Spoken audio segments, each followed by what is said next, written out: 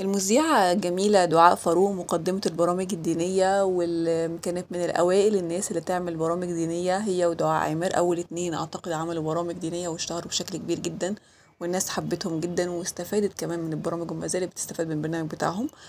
طلعت دعاء فاروق من كام يوم كده بفيديو وهي بتصور الدريسنج روم بتاعها، وبتقول ان هي يعني بحكم شغلها كمذيعة عندها هدوم كتيرة جدا ملهاش لازمة، وكمان بحكم ان هي كمان بتعمل معارض ملابس، فده خلى ان عندها كمية هدوم كتيرة ملهاش لازمة وزنقلها الدنيا، وفي نفس الوقت هي مش بتستخدمها. فحبت ان هي تعمل خير وان هي تاخد الحاجات اللي هي مش بتستخدمها وتطلعها لله، ودي كانت حاجة جميلة جدا. وقالت ان انا يعني مش اول مره اعمل ده، انا كل فتره بعمل الحركه دي على طول، بلم كل الهدوم اللي عندي اللي فعلا انا مش بستخدمها واروح اطلعها لله. بتقوم حطاها في كيس كده زي ما انتم شايفين، وبعد كده بترش عليهم برفيوم عشان خاطر ريحتهم تبقى حلوه، وبعد كده بتطلعهم لله. بصراحة نصحت ناس كتيرة ان هي تعمل الحركة دي برضو، لان فعلا آم، حاجة كويسة جدا الناس بتستفاد منها قوي. اول حاجة بتبقى فعلا خدت ثواب كبير جدا على حاجة زي كده.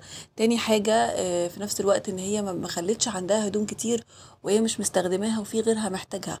فدي حاجة من الحاجات اللي انا بشوف في ناس مع الاسف ممكن تعمل ده وتبقى عندها هدوم كتيرة مش بتستخدمها، او لبس معين مش بتستخدمه بقالها سنين وحطاه بس في الدولاب، وفي ناس تانية غيرها محتاجة اللبس ده او مش لاقي حاجه زي كده. ففكره ان هي تعمل حركه زي كده وكمان تنصح الناس بحاجه زي كده، دي حاجه حلوه جدا.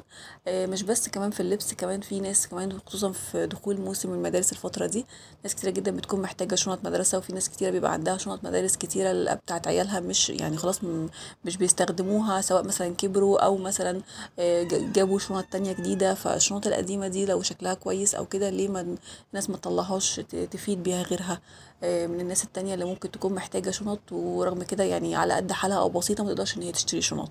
ففكرة إن الواحد يطلع الحاجة اللي عنده اللي مش بيستخدمها، دي فكرة جميلة جدا. وأنا حبيت فعلا إن هي يعني بدأت بالموضوع ده دعاء عامر، ونفسي بقي يعني دعاء سوري فاروق، ونفسي كل المشاهير يعملوا برضو الحركة دي، عشان خاطر تأثيرهم بيكون أعلى كتير على الناس لما بيعملوا حاجة زي كده.